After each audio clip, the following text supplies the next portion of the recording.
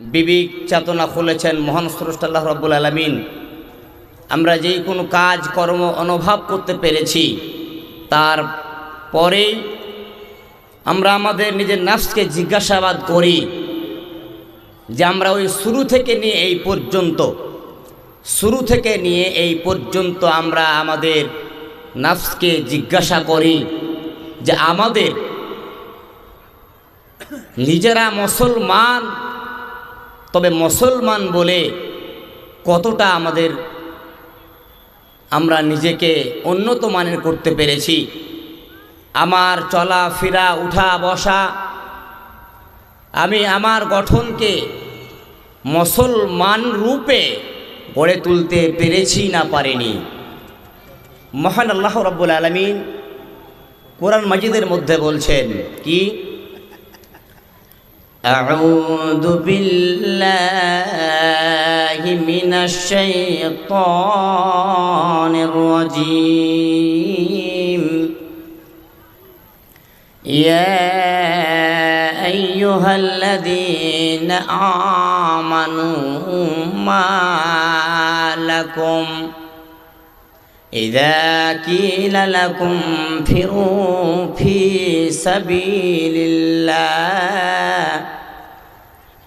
বন্ধুরে আমার, দাদার আমার, মা আমার, বেটি আমার, আল্লাহ রাব্বুল আলামিন বলছেন, এরে আমার বান্দারা তোমরা বলো আমি আল্লাহ রাব্বুল আলামিন, যারা তোমরা আমাকে আল্লাহ বলে মেনে নিয়েছ, তোমরা যারা আমাকে আল্লাহ বলে মেনে নিয়েছ, তোমরা বলো তোমাদের মালাকুম বলো তোমরা তোমাদের কি হয়ে গেছে। আল্লাহ রাব্বুল আলামিন বলছেন, এরে আমার বান্দা বান্দিরা তোমরা শোনো, তোমাদের কি এমন হয়ে গেল? আমি আল্লাহ রাব্বুল আলামিন যখন তোমাদেরকে আমি দ্বীনের জন্য, কোনো অনুষ্ঠানের জন্য, কোরআনকে বাঁচিয়ে রাখার জন্য, হাদিসকে বাঁচিয়ে রাখার জন্য, ইসলামকে বৃদ্ধি করার জন্য, ইসলামকে প্রচার করার জন্য আমি যখন তোমাদেরকে আহ্বান করি, তোমাদেরকে আমি ডাকি, তোমরা এসো, তবে বলো রে বান্দা, তোমাদের কি এমন হয়ে গেল যখন আমি তোমাদেরকে ডাকি রে বান্দা, তখন তোমরা জমিনে লুকিয়ে পড়ে যাও। বন্ধুরে আমার, আপনি মুসলমান ঘরে জন্মগ্রহণ করেছেন, আমি আপনি মুসলিম, আমি আপনি মুসলমান। আপনার নফসকে আপনি জিজ্ঞাসাবাদ করুন যে আপনি মুসলমানের ঘরে জন্মগ্রহণ হওয়ার পরে আপনি আপনার নিজের নফসটাকে আপনি কোথায় সময়টাকে আপনি ব্যয় করছেন। আপনাকে যদি কেউ ডাকা হয়, আপনাকে যখন কোনো মানুষ আহ্বান করবে, এসো দাদা তুমি চায়ের দোকানে চলে এসো, তুমি জানো না কতক্ষণ তোমার সময়টা চায়ের দোকানে ব্যয় হয়ে যাবে। তোমাকে যখন কোনো মানুষ আহ্বান করবে, যখন তোমাকে মানুষ কোনো ডাকবে, তুমি এসো, তাসের আড্ডায় চলে এসো। আমি আপনি তাসের আড্ডায় চলে গেলাম, আমি আপনি জোয়ার আড্ডায় চলে গেলাম, আমি আপনি অন্য ক্যারাম বোর্ডের আড্ডায় যেন ব্যস্ততা হয়ে গেলাম। আমি আপনি জানি না কতক্ষণ সময় ধরে আপনাকে ওখানে ব্যয় করবে। আপনি কোরআন হাদিসের বায়ান শুরু থেকে নিয়ে শেষ পর্যন্ত আল্লাহ রাব্বুল আলামিন যতদিন আপনাকে হৃদয়ে, কালবে, দিলের মধ্যে যেন বিবেক চেতনা বুদ্ধি দিয়েছেন, আপনি ইনকামের ফল করতে পারলেন, আপনি ব্যবসার জন্য যেন বুদ্ধিতে কলাতে পারলেন, আপনার চিন্তা, আপনার ভাবনা আপনি ব্যবসাতে লাগিয়ে দিতে পারলেন, তবে বন্ধুরে আমার, আপনি আপনার নাফসটাকে সমস্ত কাজে যেন ব্যয় করতে পারলেন। তবে আল্লাহ বলছেন, আমি তোমার যেন মালিক, আমি তোমার মহান স্রষ্টা, তুমি আমার বান্দা।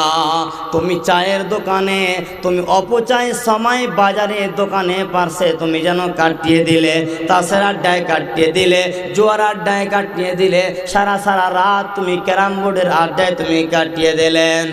আমার কত শোনো, আল্লাহ বলছেন আমার বান্দারা, আমি কেন বললাম কেন বললাম কেন বললাম, আল্লাহ বলছেন মালাকুম মালাকুম, তোমাদের কি হয়ে গেল? তোমাদের ভিতরে কোন অসুখের ক্যান্সার ধরে নিয়েছে নাকি? তোমার বডির মধ্যে তোমার পার্সের মধ্যে কেমন তোমার হয়ে গেছে নাকি? তুমি কি হয়েছো? তোমার মধ্যে কোনো অসুখে তোমাকে পাকড়াও করে নিয়েছে নাকি? কেন? তুমি তখন থেকে নিয়ে জীবিত এখন হয়ে আছো। এই সমাটু কতগুলো খুতবা, কতগুলো ওয়াজ, কতগুলো মাদানির কথা, কতগুলো আলেম দিনের কথাগুলো আমরা শুনি। আমরা হাদিস কোরআনের বয়ান শুনে শুনে শুনে থকে গেছি। আমরা এত শ্রবণ করি রে বন্ধুরে আমার, তবে আমরা শুরু থেকে নিয়ে এই পর্যন্ত আমাদের ভিতরে কিসের অসুখ যেন ঢুকে গেল? আমরা আমাদের নাফসকে আমরা ওই দিকে যেন ঠেলে দিলাম। আমাদের পাড়ায় মুসলিম মুসলিম এলাকাগুলোতে, মুসলিম মুসলিম গ্রামগুলোতে এমন সুন্দর করে আল্লাহ বলছেন, আমি আমার বান্দারা ডাক যেন দেয়, বলে হাইয়া আলাস সালাহ। এই রকম করে একবার নয়, দুবার নয়, তিনবার নয়, পাঁচ বার করে যেন আহ্বান করে, ডাকে ডাকে, তোমরা এসো, সালাত কায়েম করার জন্য এসো, সালাত কায়েম করার জন্য এসো, হাইয়া আলাল ফালাহ। তোমরা কামিয়াবি নেওয়ার জন্য এসো, কামিয়াব হওয়ার জন্য এসো রে বান্দা। তোমাকে একবার নয়, দুবার নয়, পাঁচ বার করে যেন আহ্বান করা হয়, তোমাকে ডাকা হয়, তুমি এসো। তোমার নাফসাকে তুমি বাজারে দোকানে পাসারে এমন সময়কে ব্যয় করে দিলে, তুমি জানো না আমাকে কতক্ষণ সময় ব্যয় করতে হবে। অথচ তুমি মুসলমান, অথচ আমরা মুসলমান বন্ধুরে আমার চায়ের দোকানে আড্ডায় সময় কাটিয়ে দিলাম।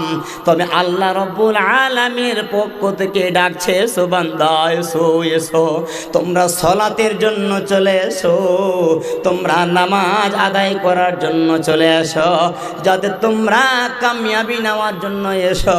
আমি বসে আছি, তোমরা এসো, তোমরা আমার কাছ থেকে কামিয়াবি নিয়ে যাও, তোমরা ধন্য নিয়ে যাওয়ার জন্যই চলে এসো।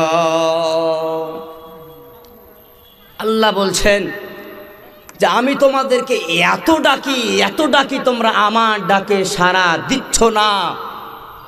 যেখানে আমি তোমাকে ডাকি না, যেখানে আমি তোমাকে ডাকি না, সেই জায়গাতে তুমি যেন অন্য সময়গুলোকে তুমি ব্যয় করে দিলেন। তুমি নিজেকে মুসলমান বলে দাবি করলে, আল্লাহ বলছেন তুমি কি নিজেকে কল্পনা করে নিয়েছো নাকি?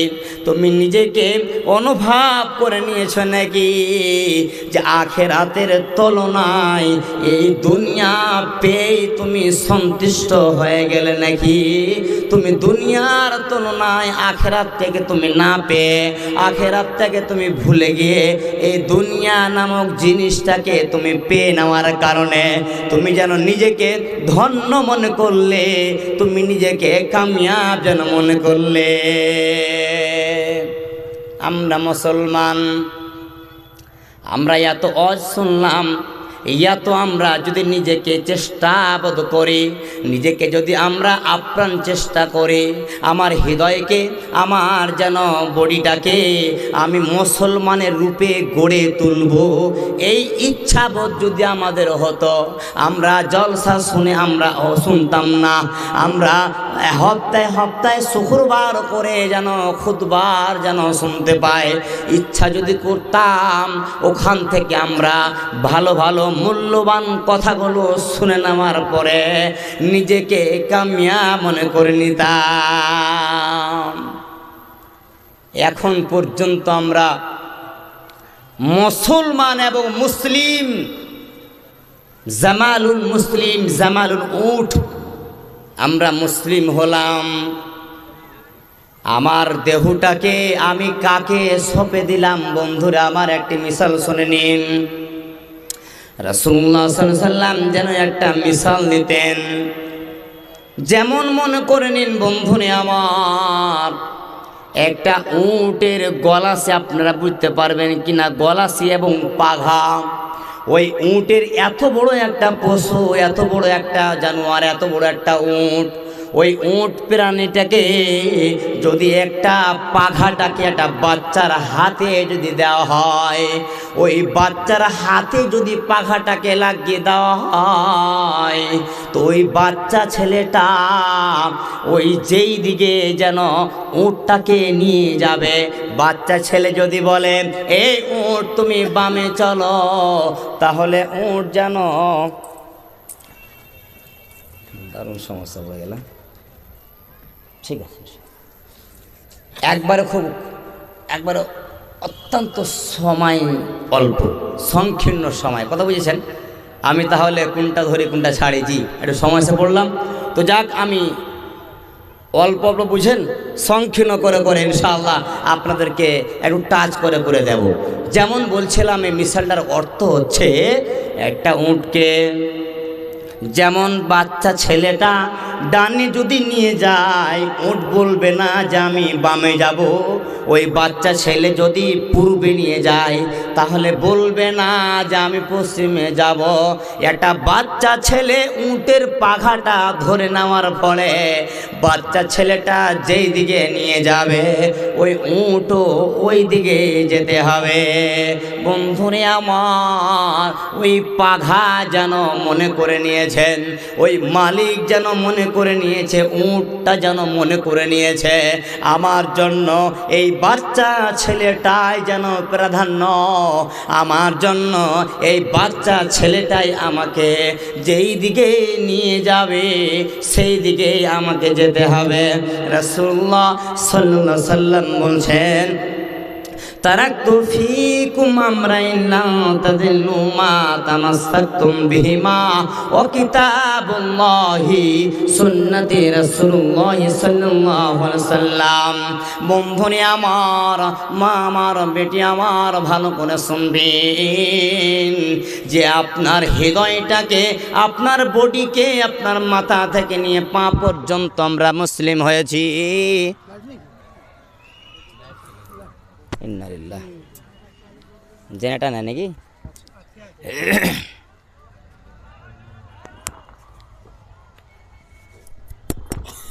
বন্ধুরে আবার বলছিলাম, আমার মাথা থেকে নিয়ে পা পর্যন্ত আপনার ওঠা বসা চলা ফেরা, রাসূল সাল্লাম বলছেন, এরে আমার উম্মতেরা তোমরা শোনো, এরে আমার সাহাবীরা তোমরা শোনো নাও, আমি তোমাদের কাছ থেকে বিদায় নিয়ে নেব, আমি চলে যাব, তবে আমি তোমাদেরকে দুইটি জিনিস রেখে যাচ্ছি, ওই দুইটি বস্তুকে তোমরা যদি ধরে নিতে পারো, ভালো করে মেনে নিয়ে চলতে পারো, তাহলে তুমি কামিয়াব, তুমি কামিয়াব, তুমি কামিয়াব, তুমি কামিয়াব।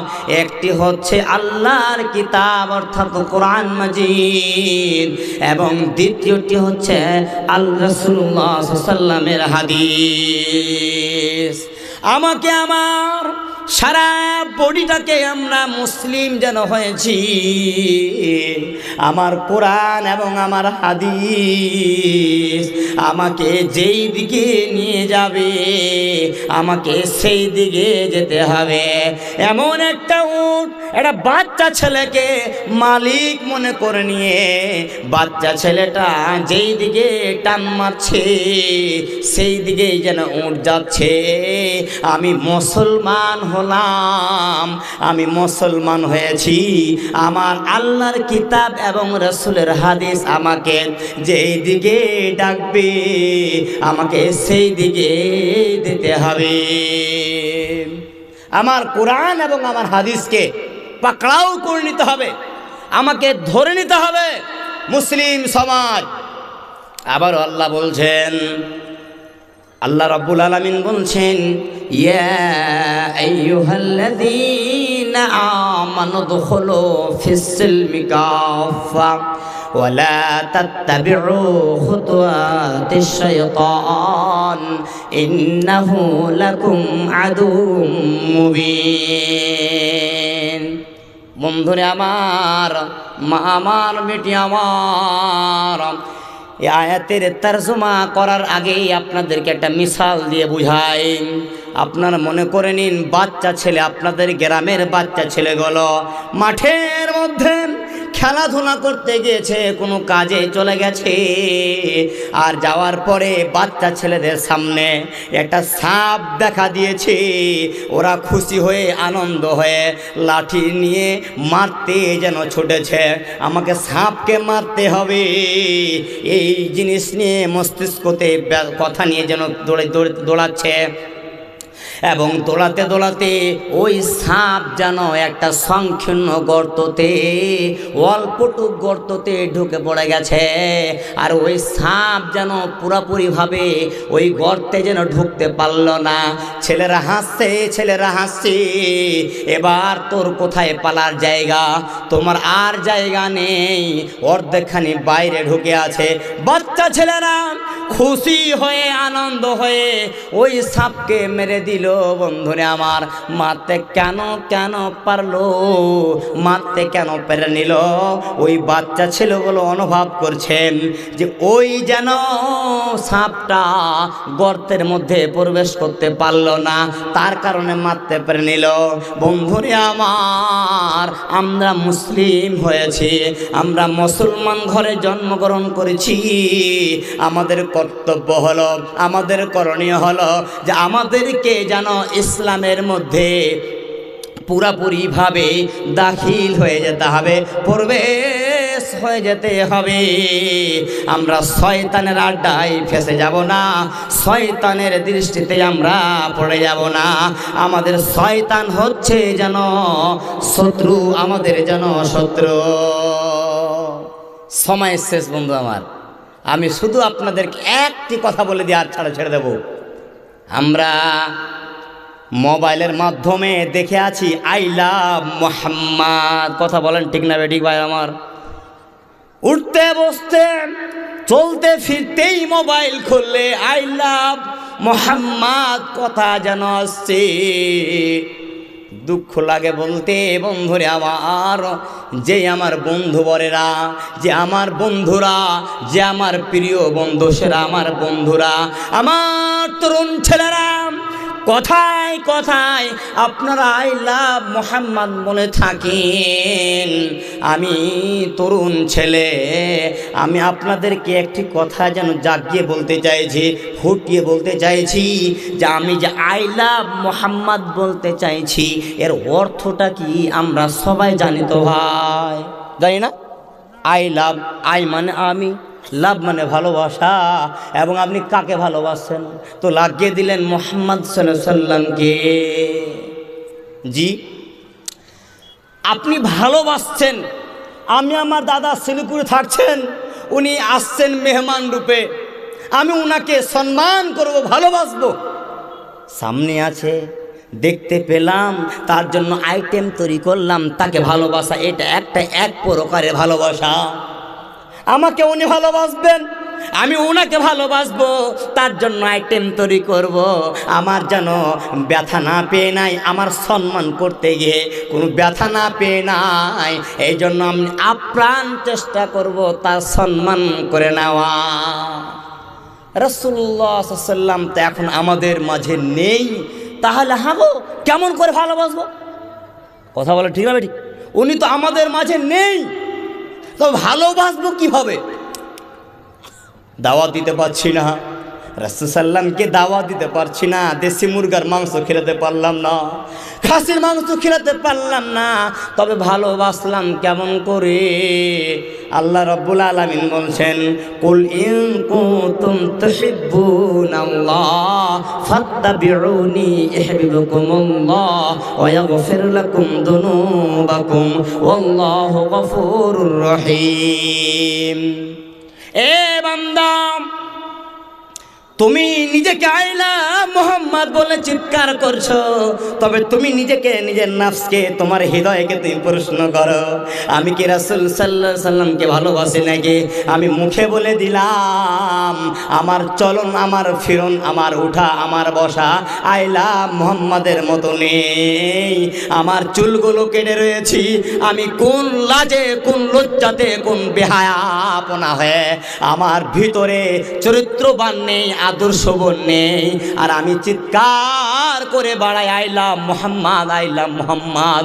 তুই ভালোবাসো বটে, আমি তোমার সাথে একমত, আমি একমত, তবে তোমার কর্তব্য হলো রে মুসলমান যে আমি নিজেকে, নিজের আমি আইলাম মোহাম্মদের মধ্যে আছে না নেই।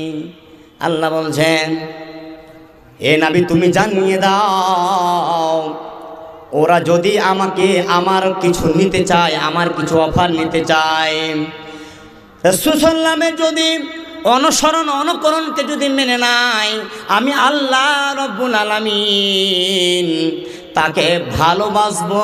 শুধু এ কথা নয়, আমি তার চলন ফিরন, উঠা বসা, আমি এই সমস্ত গুনাহগুলো মোচন করে দেব। ভাইজান, আমরা উঠতে বসতে যখন আমরা আইলাম মোহাম্মদ বলে চিৎকার মারি, তাহলে আমি নিজেকে আগে দেখতে হবে, আমি কাকে অনুসরণ করব, কার অনুকরণ মেনে চলতে হবে। আমাদের লাভ হচ্ছে যদি আমরা ইসলামের মধ্যে, মুসলমানের আমাদের কর্তব্য হচ্ছে, আল্লাহ রাব্বুল আলামিন বলছেন, লাকাদ কানা লাকুম ফি রাসূলিল্লাহি উসওয়াতুন হাসানাহ, আমার চরিত্রবান আমার হচ্ছে, আমাকে সারা পৃথিবীর বুকে যতগুলো যেন জাত বলে রয়েছে, বন্ধুরা আমার, জৈবন খ্রিস্টান, যতগুলো জাত দুনিয়ার বুকে রয়েছে, ওই সমস্ত জাত থেকে একটা ইসলাম বলে জাত আছে। ওই ইসলাম নামক জাতটার মধ্যে তার চলন, তার ফিরন, তার ওঠা বসা, প্রত্যেকটা কাজে যেন রাসূল সাল্লামের প্রমাণ দলিল আছে। ভাইজান, সময় আমাকে লিখে দেওয়া হয়েছে 11:30 পর্যন্ত আপনার টাইম, তবে আমি দুঃখিত, আপনাদেরকে আমি হয়তো কিছু দিতে পারলাম না, হয়তো আমার বক্তব্যের মাঝে আপনারা খুশ হলেন না, তবে আপনারা আমার জন্য দোয়া করবেন যেন আমি হালকা বয়সের ছেলে, আমি আপনাদের মাঝে আবারও আসতে পারি এবং দ্বীনি খিদমত করার আল্লাহ রাব্বুল আলামিন যেন তৌফিক দান করেন। আমরা বলি আল্লাহুম্মা আমিন। আমরা